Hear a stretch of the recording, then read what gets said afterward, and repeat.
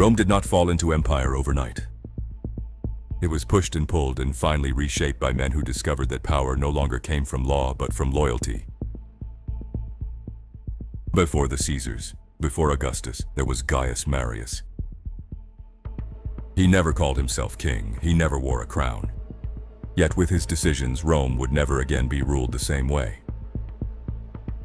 Gaius Marius was born around 157 BC in Seriati, Arpinum, a provincial town far from the marble halls of Rome. He was not noble, he carried no ancestral masks, no famous family name. In Rome's rigid hierarchy, he was a novus homo, a new man. To the aristocracy, this made him a suspect. To the people, it made him dangerous. Marius understood something early. In Rome, birth opens doors, but war breaks them down. Marius advanced through the ranks in discipline and endurance, so to speak. He was ruthlessly competent. He served under Scipio Aemilianus, learning that command was not inherited, it was enforced. His opportunity came during the Jugurthine War in North Africa. Rome was losing, not because it lacked power, but because its generals were corrupt.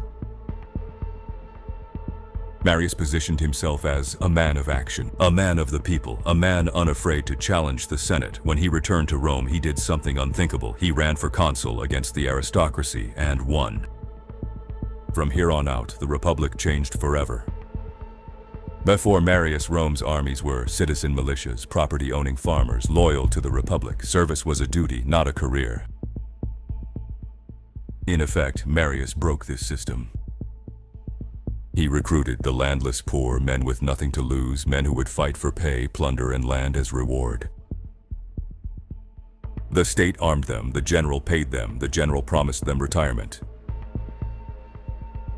For the first time, Roman soldiers owed their future to one man. The army ceased to be Rome's and became the general's. This single reform made emperors possible.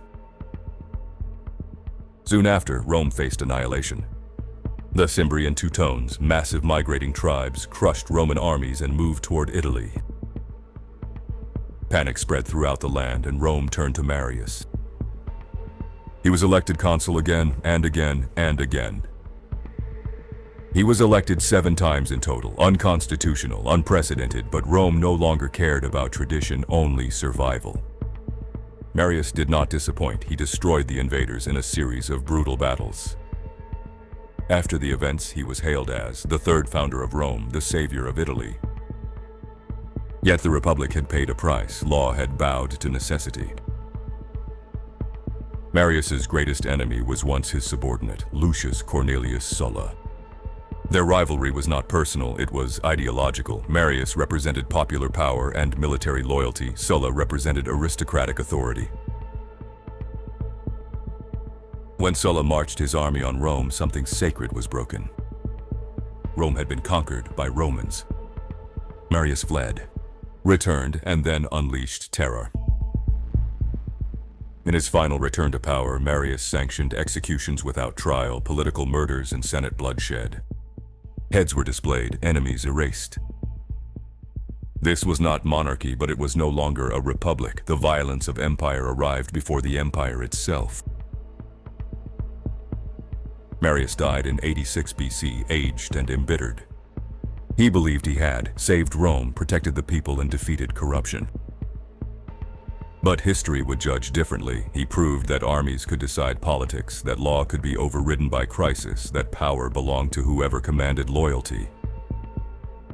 After him came Sulla's dictatorship, Pompey's ambition, Caesar's crossing of the Rubicon, and Augustus's quiet monarchy. Marius never ruled as emperor. But every emperor ruled in the world he created. He taught Rome how to win wars and how to lose itself.